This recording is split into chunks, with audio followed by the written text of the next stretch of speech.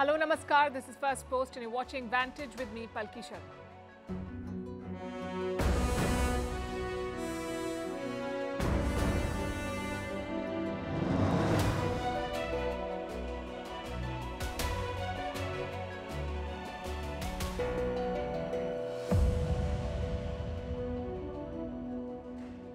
Bombs for bailouts. That's our lead story for tonight. The United States is a self-proclaimed guardian of democracy, but not when it comes to Pakistan, it seems. Washington could be dictating Islamabad's foreign policy by buying off the generals. A damning report has come to light. It says the US got the IMF bailout for Pakistan, and it did so after buying Pakistani arms for Kiev. These revelations have brought the focus back on Imran Khan. Did America meddle in Pakistan's flailing democracy?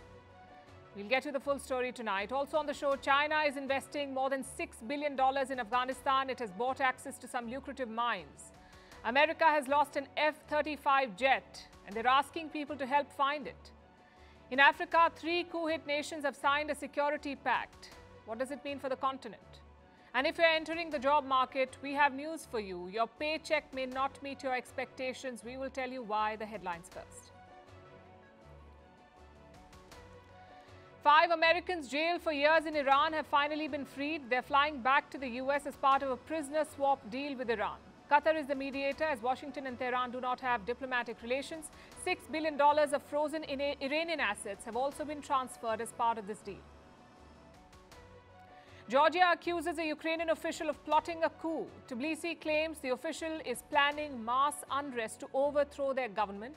This is the latest instance of escalating tensions between the ex-Soviet countries. Ukraine has accused Georgia of cooperating with the Kremlin. China's top diplomat Wang Yi is in Moscow. He meets the Russian foreign minister. Over the weekend, he held talks with the US National Security Advisor. Last month, Chinese Defense Minister Li Shangfu visited Russia, the one who's gone missing now. Beijing and Moscow have grown closer as ties with the West have deteriorated for both. In India, a 5-day special session of Parliament begins. Prime Minister Narendra Modi pays a tribute to the old Parliament building in his last speech there. From tomorrow, House proceedings will be held in the new building. Is Saudi Arabia wooing Elon Musk? Reports say Riyadh is in talks with Tesla to set up a manufacturing facility in the kingdom. Musk seems to be in high demand. The Turkish president also wants the Tesla CEO to build a vehicle factory in Turkey. And Thailand urged to halt crop burning as air pollution spikes. The rising pollution this year has left more than 2 million needing medical treatment. Capital Bangkok and Chiang Mai are among the most polluted cities in the world. People have been asked to stay indoors and work from home.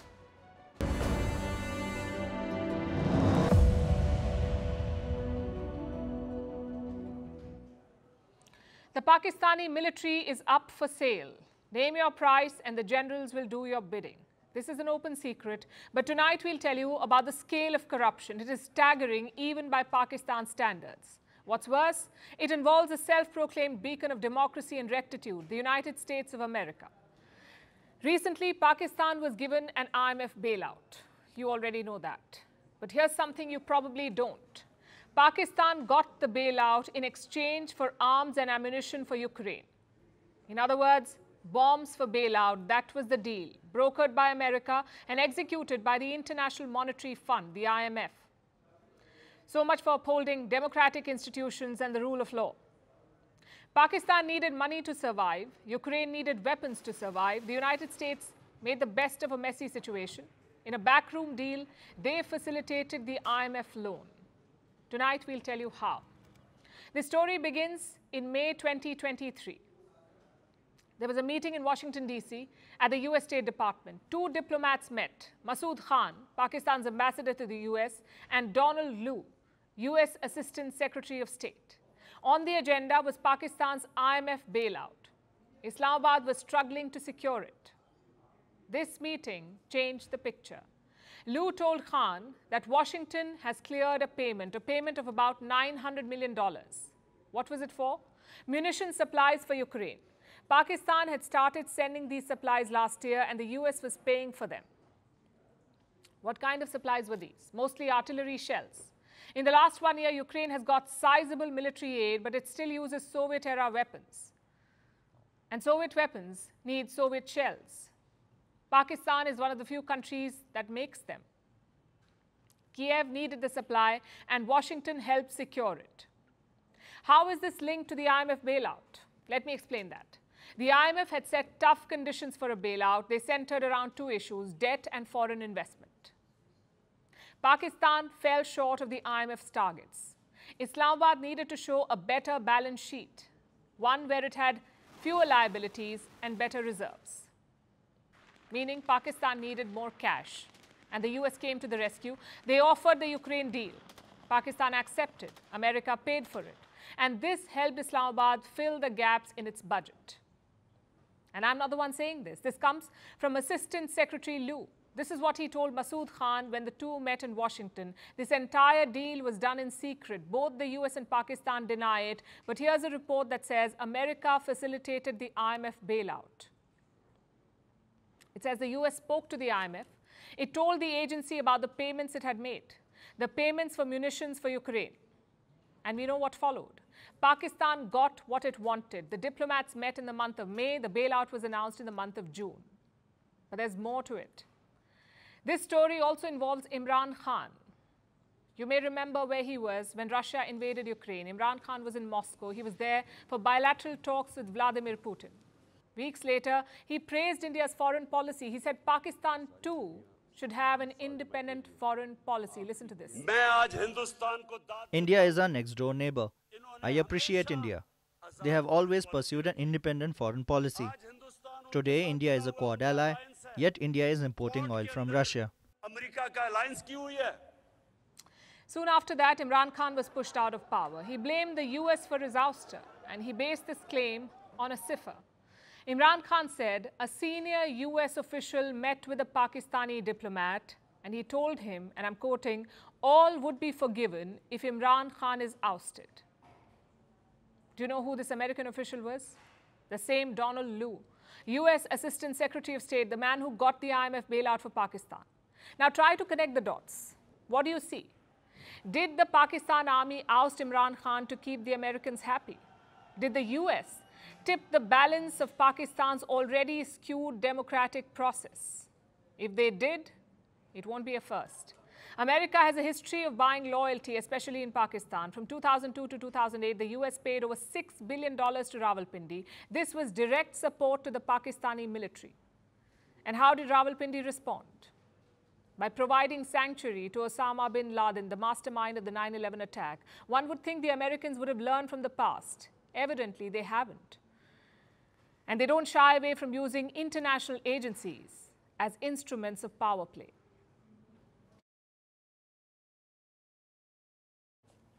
And speaking of bailouts, Pakistan's protege could also be getting one, or rather ex-protege. I'm talking about the Taliban. They have run Afghanistan's economy into the ground. And their next step? To keep digging. And this time, quite literally.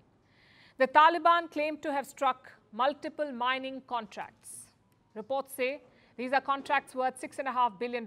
Gold, iron ore, lead, zinc, lithium, all these resources will be extracted and processed.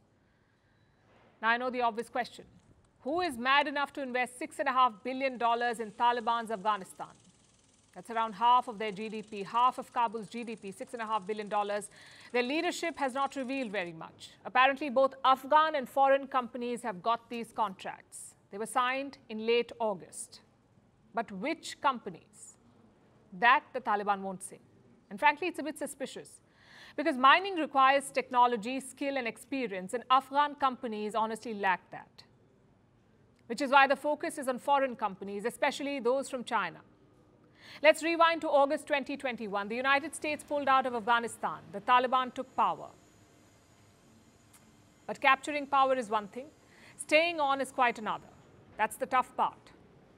So the new rulers of Kabul wanted a godfather, someone with political and economic clout. Enter China.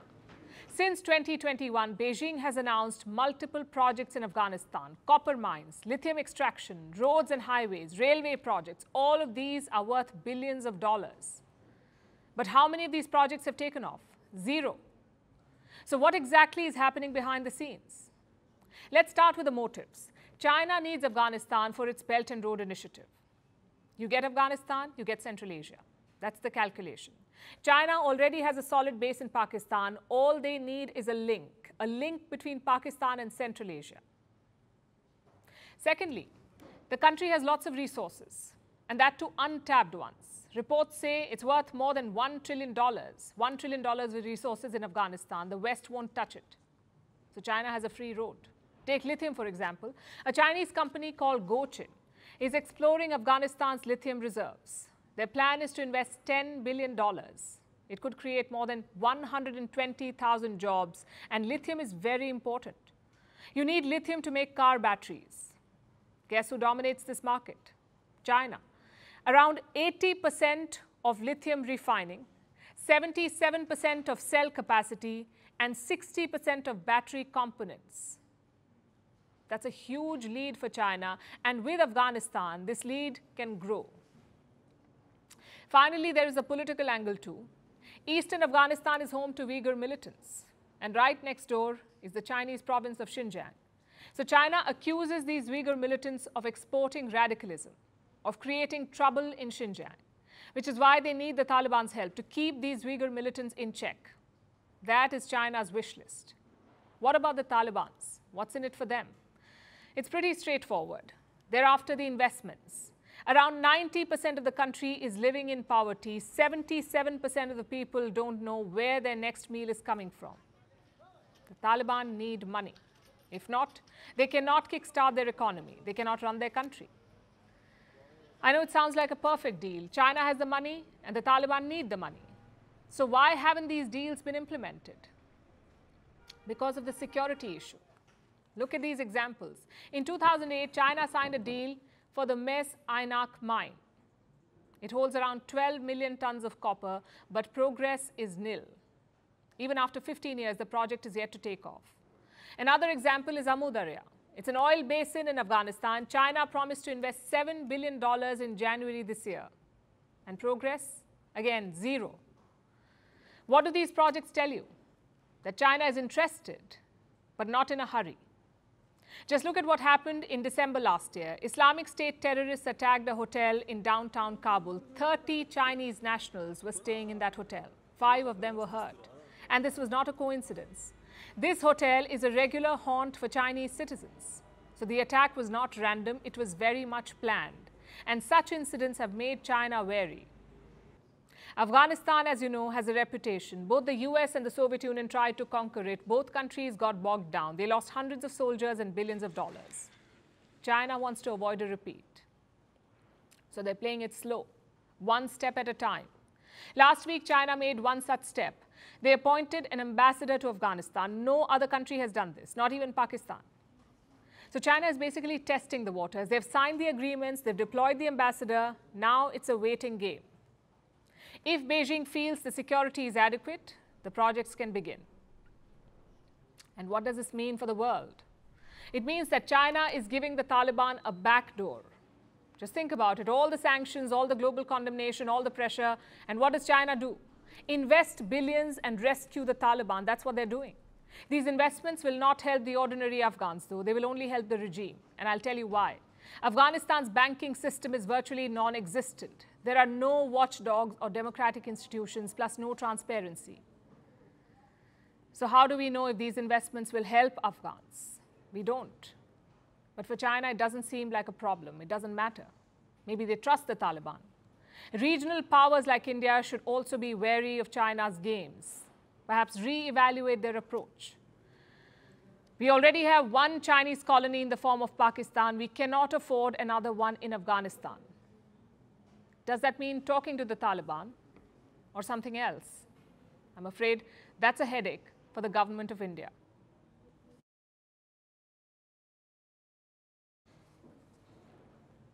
But that's just one of the many concerns. India is battling China on multiple fronts. The military wants to improve its defenses, and some significant upgrades are in the works. Tonight, we'll tell you all about it. Let's start with the army. It is taking lessons from the war in Ukraine. The Indian army feels that long-range and sustained firepower has its advantages. So the military wants to beef up its stocks. There are plans to buy more howitzers, missiles and rockets. Also weapons that loiter in the air like drones. And these choices are telling. They indicate a fundamental shift in thinking. Earlier, the military's focus was on large weapons. The assumption was the bigger they are, the more formidable they will be. But that does not seem to be the case anymore. The preference has shifted to smaller weapons. Howitzers and rockets offer two distinct advantages. They can hit long-range targets and stay mobile. That's because they're not too heavy to move around. And the army wants this flexibility without compromising on the firepower. So going forward, we could see a different arsenal in India, a mix of different kinds of weapons. And India is looking to make such weapons at home. We are talking about Make in India in defense. While this effort began some time back, the war in Ukraine has given it some urgency. You see, Russia has its own defense industry. But Ukraine relies completely on overseas aid. And this is a lesson for India. What happens if India is caught in a protracted conflict, a long-drawn conflict? It should not have to depend on others for military supplies. So India is now adjusting its plans to address its supply gaps. The defense establishment is encouraging local manufacturers. Look at some of the recent decisions. The Indian forces inducted the K9 Vajra. This is a self-propelled howitzer built by an Indian company with technology transferred from South Korea. The army has also ordered more than 100 Dhanush guns. Again, these are made in India guns. They're based on the Bofors, which is yet another howitzer. India had bought the Bofors in the late 1980s. And they played a major role in the Kargil war. They ensured a decisive victory for India. But the Bofors deal was also controversial. It was signed in the late 1980s. The then Congress government led by Rajiv Gandhi was accused of taking kickbacks. The charges were not proven. But such controversies hurt the military. India's defense upgrades were hostage to political calculations. There was a policy paralysis of sorts. Governments hesitated in clearing purchases. They were afraid of political repercussions. That has changed now. India has an ambitious roadmap in place. More upgrades are in the pipeline, not just for the army, but also for the Navy. And what are the Navy's plans? It has placed multiple orders. I have a list again. The Indian Navy has ordered a total of 68 warships and vessels so far. This includes 8 next-generation corvettes, 9 submarines, 5 survey vessels, and 2 multi-purpose vessels. The Indian Navy has set itself a bold target. It wants to have 155 to 160 warships by 2030, by the end of this decade, 160 warships. And by 2035, the plan is to have 175 warships. With a fleet of this size, India will be able to project strength, not just in the Indian Ocean, but across the Indo-Pacific. It will have credible deterrence against China, and this is very important. The PLA is aggressively expanding its navy. They're building more warships and securing more bases. China already has a presence in Djibouti, in the Horn of Africa. They're building the Gwadar port in Pakistan. Officially, both Pakistan and China maintain that this is not a military base, Gwadar. But the fact is, this base is designed to accommodate the needs of the PLA. China has also set its sights on Cambodia. Reports say construction is almost complete at the Ream facility. All these bases are around Indian waters. They challenge Indian interests. And they show the scale of India's China challenge. So building a robust deterrence is crucial, and upgrades are the way to go.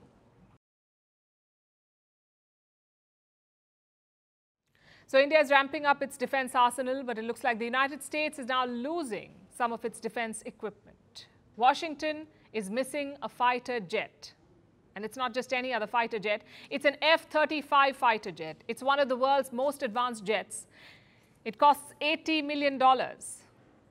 How did it go missing? On Sunday afternoon, a pilot was flying his F-35 over the state of South Carolina. Reports say there was a mishap. The pilot ejected and landed safely. But the jet is nowhere to be found. Looks like the stealth mode really works. Now, the US military is desperate, so much so that they're asking the public for help. Our next report tells you more about the curious case of the missing F-35 jet. It's a twist straight out of a Hollywood blockbuster, one that's left the US military scratching its head. America is missing its prized F-35 fighter jet, a plane worth $80 million. The F-35 is a stealthy marvel, so basically it's designed to disappear. But what happens when you design a jet so stealthy that you end up losing it yourself? The US is facing this dilemma right now. But how did the plane just disappear? It all began with a routine training exercise in South Carolina. It was a Sunday afternoon. A US military pilot took his F-35 out for a spin. What happened next is a mystery. The US calling it a mishap, so the pilot ejected himself out of the jet. He survived and was taken to the hospital, but the jet simply vanished. This left the US military with a unique problem, a multi-million-dollar missing jet that's simply gone off the radar. The current searches are around 2 lakes. They're located north of Charleston City. That's where the jet's last known location was, so regulators are searching the region. But they haven't had any luck so far, which prompted the US military to make an unusual call, an appeal for help from the public. They want the people to coordinate with the military. Basically what they're saying is, find the jet and turn it in.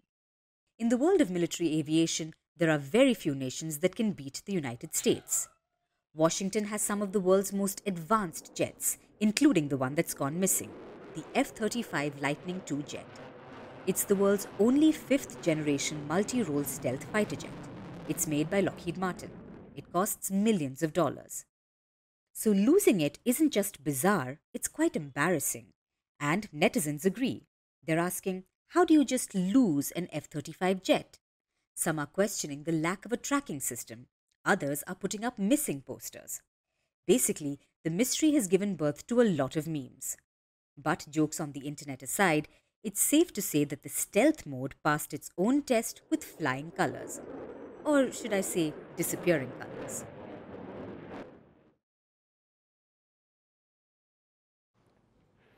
A missing fighter jet. You would think that's the top story in US media. Well, think again.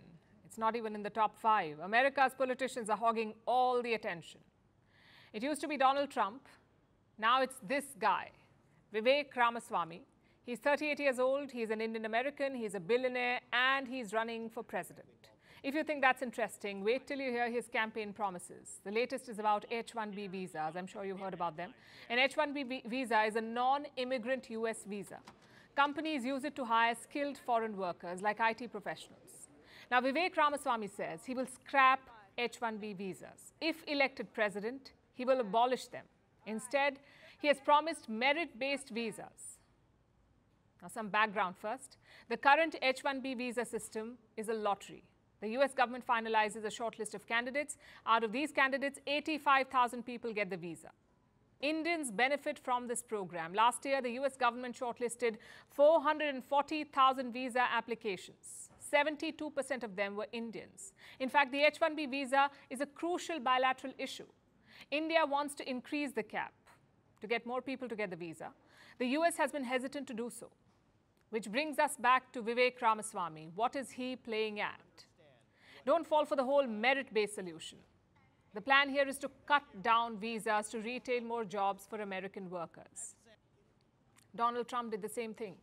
In 2020, he suspended the visa program. It was an election year, so Trump used H1B visas to rally his base. Vivek Ramaswamy is doing the same. He's also a Republican leader.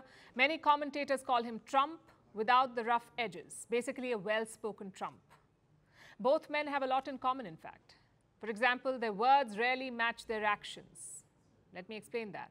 Before turning to politics, Vivek Ramaswamy was a businessman. He founded a pharma company called Roivant Sciences. He was on its board until this year. Now, this company had no problem with the H1B visa. They used it 29 times between 2018 and 2023. Vivek Ramaswamy was on the board of the company when this happened. So why did he allow it? Vivek, the politician, calls the H1B visa indentured servitude. Vivek, the businessman, loved it. What explains this?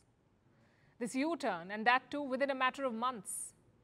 Such inconsistencies are not new for Vivek Ramaswamy. His past and present are not in sync, it seems. Take climate change, for example.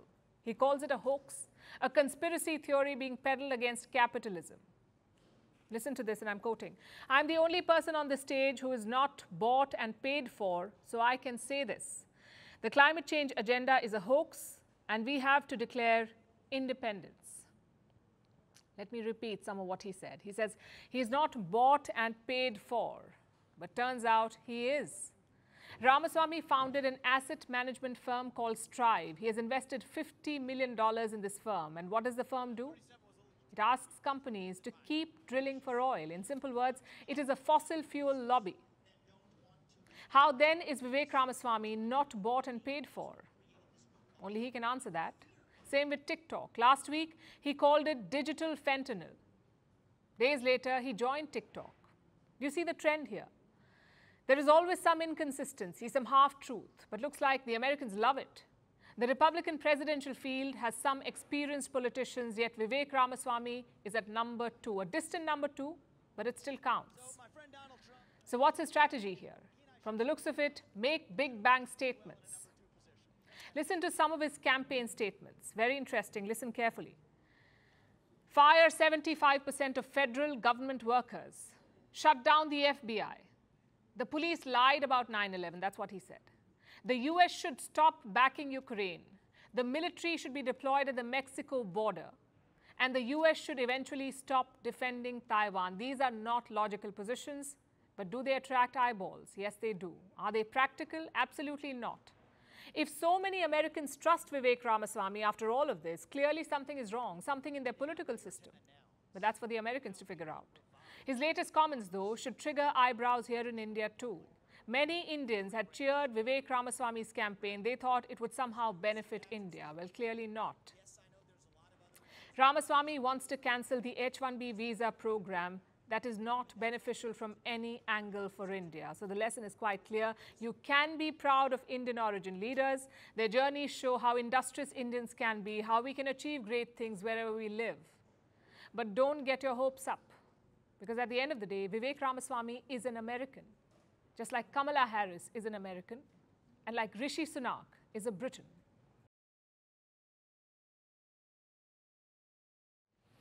And now let's turn our attention to Northeast Africa, where the Sudan is bearing the brunt of a violent power struggle. On one side is the Sudanese army, on the other is the Paramilitary Rapid Support Force, or RSF, Rapid Support Force. In April this year, a war erupted between the two, the army and the RSF. And since then, about 7,500 people have been killed. More than 5 million have been displaced. And about 3 million of these people have fled from just Khartoum, that is the capital of Sudan. The RSF has been fighting to take control of Khartoum. Now, the conflict has raged into its 6th month, and the city is going up in flames quite literally. Several landmarks have been set on fire. Entire buildings have been gutted. The paramilitary forces attacked the army headquarters this weekend. Our next report tells you more. This is no ordinary building with a glass facade. It's one of Sudan's main landmarks, an emblem of its capital, Khartoum. The tower is instantly recognizable, but as you can see, now it's making news for the wrong reasons. This weekend, it was engulfed in flames. A skyscraper that once towered over the Nile, now reduced to a smoldering wreck. But it wasn't the only victim. Several other landmarks and government buildings met the same fate. The Sudanese capital has been a crucial target of the paramilitary Rapid Support Forces. They've been trying to gain control of Khartoum since the war erupted on the 15th of April this year. The conflict was triggered by a power struggle between these two leaders, Chief of the Sudanese Army, Abdel Fattah al-Burhan, and his former deputy, Mohammed Hamdan Daglo, who is now the RSF commander. Nearly 7,500 people have been killed so far. Over 5 million people have been displaced. 2.8 million of them have fled from just the capital city. Its neighborhoods were once densely populated. Today, they're a mere ghost of themselves. Though conflict is regular in Khartoum, this weekend was like no other. The RSF began attacking areas controlled by the army on Saturday, including army premises and headquarters. This continued into Sunday. Residents woke up to the sound of bombs and found clouds of smoke everywhere. Several government buildings were on fire. Flames devoured many landmarks. No injuries or deaths have been reported so far. It's unclear how the fire started. Reports say buildings caught fire as a result of attacks by RSF, But the paramilitary disagrees. To no one's surprise, they accuse the army for the fires. The coup people of the terrorist army, the Sudanese army, struck one of the city's landmarks, the Nile Petroleum Company Tower. They used artillery and it was completely burned. This is also not something new to them. They also spread rumors that the Rapid Support Forces did this. Attack after attack has turned Khartoum into a shell of its former self. And while both sides are to be blamed, it's the people of Sudan who are paying the price for it.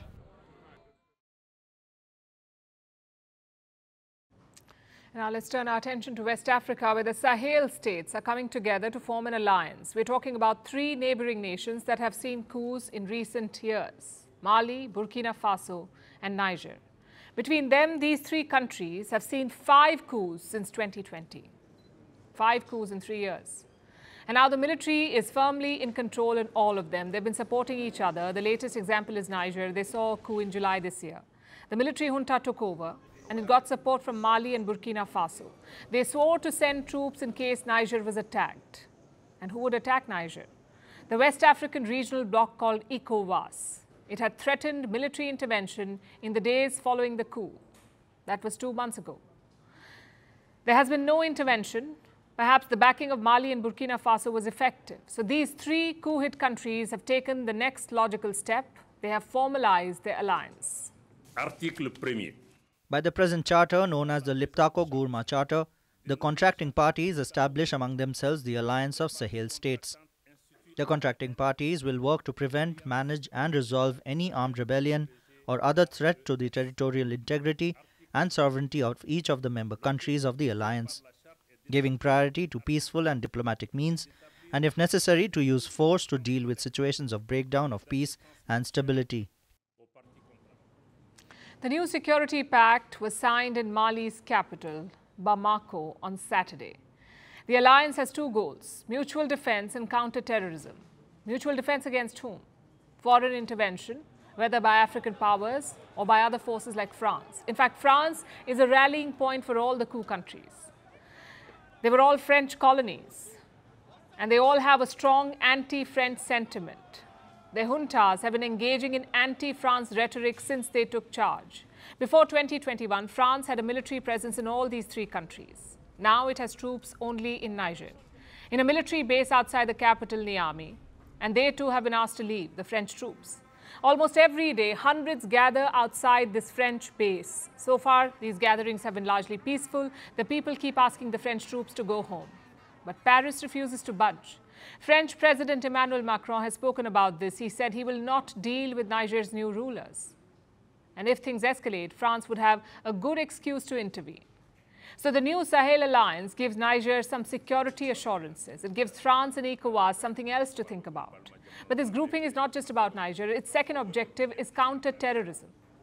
And this should help all the member countries, Mali, Burkina Faso and Niger. They face terror threats in their triple border area. The insurgency started in Mali in 2012. It began with a rebellion in the country's north. There was instability. Terrorists exploited it, and they thrived. Local offshoots of the Al-Qaeda and Islamic State set up base here. By 2015, their reach spread to the border regions of Mali, Burkina Faso and Niger. And for years, these countries have been fighting terrorists together. So far, they've done it with Western help. France and the US were involved, also a peacekeeping force of the United Nations. But with the coups, these equations have changed. The new military leaders are pitted against the West. They say Western powers are not doing enough to defeat the terrorists. In fact, it was one of the common justifications for the coups. So Western operations have been curtailed, and the result is this: terrorist activities have increased. And new players have joined the mix. Mercenaries from Russia's Wagner group. They've been fighting on behalf of Mali and Burkina Faso. And despite all of this, terror attacks have been on the rise. If this wasn't bad enough, there's a new rebellion in Mali's north. A deadly attack took place on a Malian riverboat earlier this month. 49 civilians and 15 soldiers were killed. Then rebels said they've captured a key town. Long story short, they're fighting a losing battle against insurgents. So now they've joined ranks and formed the Sahel alliance. It will serve a military and political purpose, but the leaders say there's more to it. Article 4. Of course, everything starts with security, but the heads of state must also think about economic issues, how to bring the different countries closer together, and how to facilitate trade between our different populations. All these issues will be added to the Charter in the coming days. The alliance is clearly still work in progress. They're talking about an economic dimension. If it materializes, this group can replace ECOWAS for the coup-hit countries. It can become a new trade bloc in West Africa. It's a big if, though. By the looks of it, Mali, Burkina Faso and Niger are planning long-term, which makes you wonder, how long do the military leaders plan to stay in power? And are the people on board with severing ties with the rest of West Africa?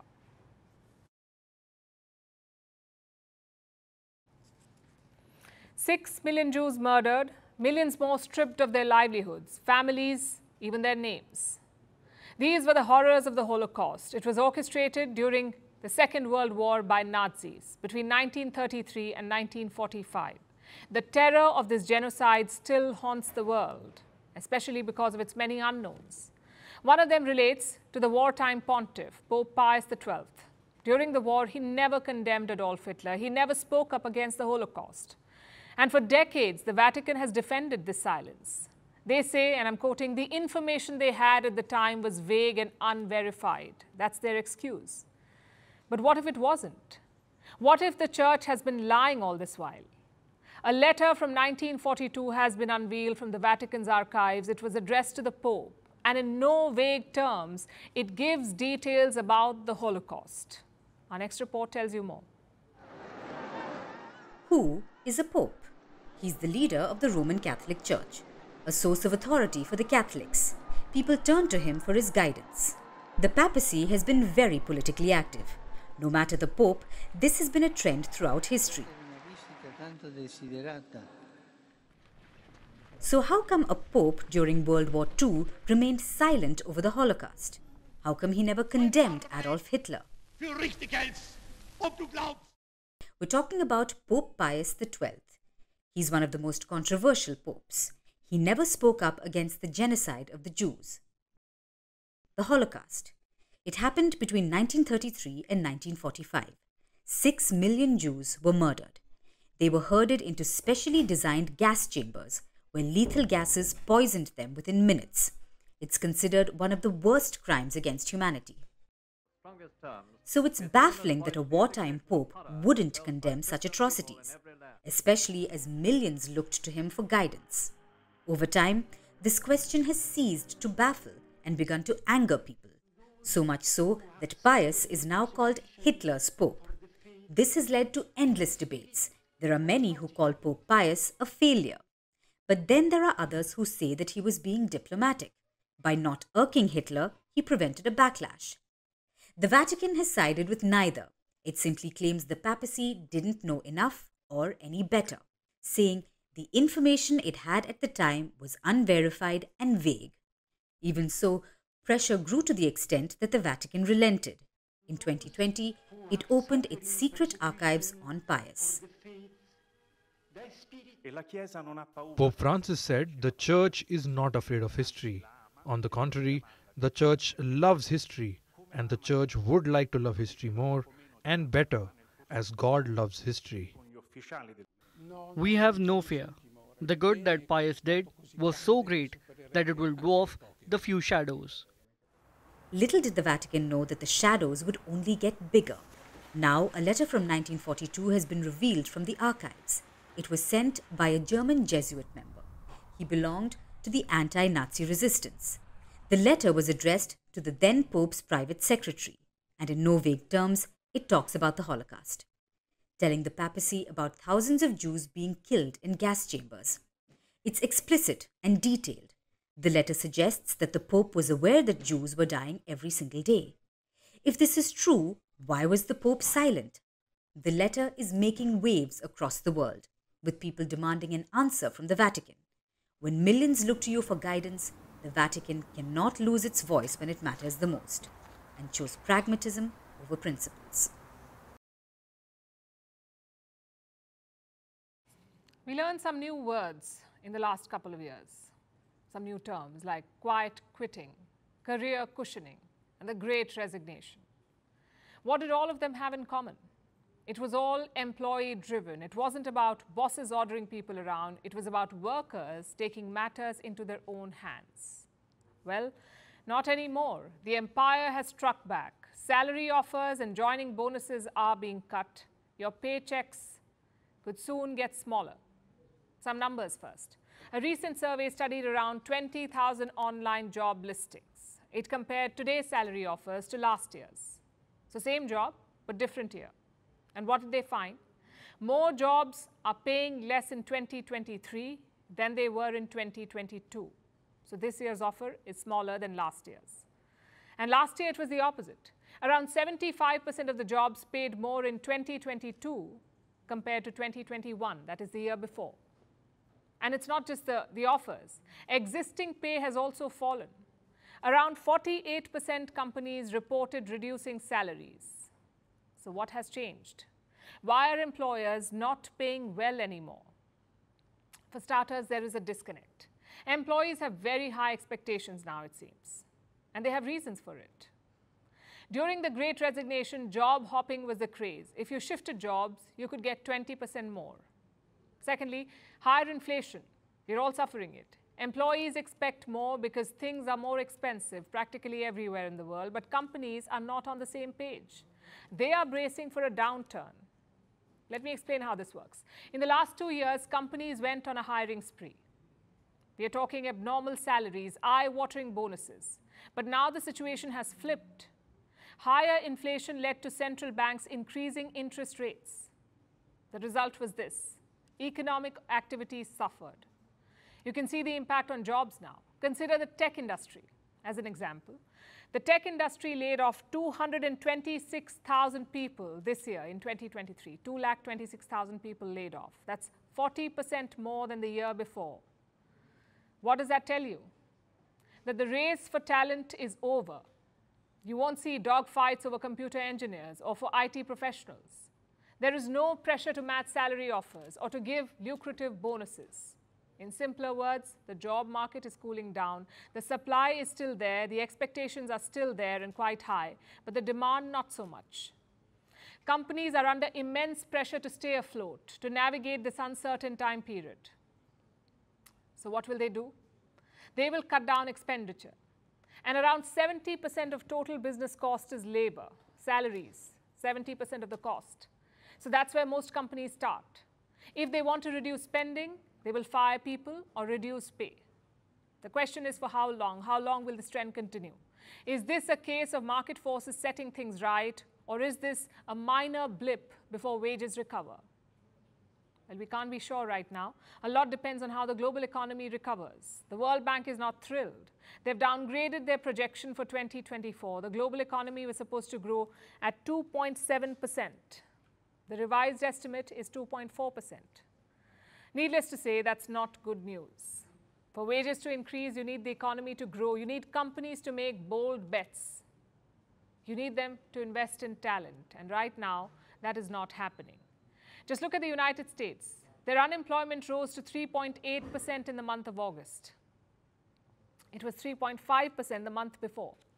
India's situation is no different. Unemployment was 6.8% in the month of July. It was 8.3%. Unemployment in India, 8.3% in the month of August. That's the highest in 1 year. So if you're looking to shift jobs, we say temper your expectations. The era of quiet quitting and the Great Resignation seem to be over. And now it's time for Vantage Charts, images that tell the story. Israel's foreign ministry has launched a digital avatar. It can speak up to 8 languages. An official avatar in the form of a diplomat is the first for any country. In Turkey, 9 buildings damaged by the February earthquake were demolished with explosives. And there's a new world record for the world's longest cheese pull. It was set after a 4 feet wide nacho was dipped into a bowl of melted cheese and stretched 49 feet by a helicopter. You have to watch this. And finally, we're taking you back in history. On this day in 1948, India's Operation Polo was terminated. The operation was launched by the Indian Army to liberate Hyderabad from the Nizam's rule. The princely state of Hyderabad had refused to join India after independence. The operation led to Hyderabad's integration into India. We're leaving you on that note. Thanks for watching. We'll see you tomorrow. Of an Indian armoured brigade move into Secunderabad to begin their occupation. News of the Nizam's message of surrender, made only a few days after the Union forces had crossed the border. Troops of the Hyderabad army still moving up to the front. Hyderabad, whose ruler, the Nizam, has refused to accede to either Indian dominion and over whose borders troops of the Indian Union have now advanced. I'm Ambassador David Sarandi, but this isn't really me. This is a better-looking, more eloquent version of me powered by the latest Israeli artificial intelligence technology. For those of you concerned, don't worry. The real me consented to this avatar.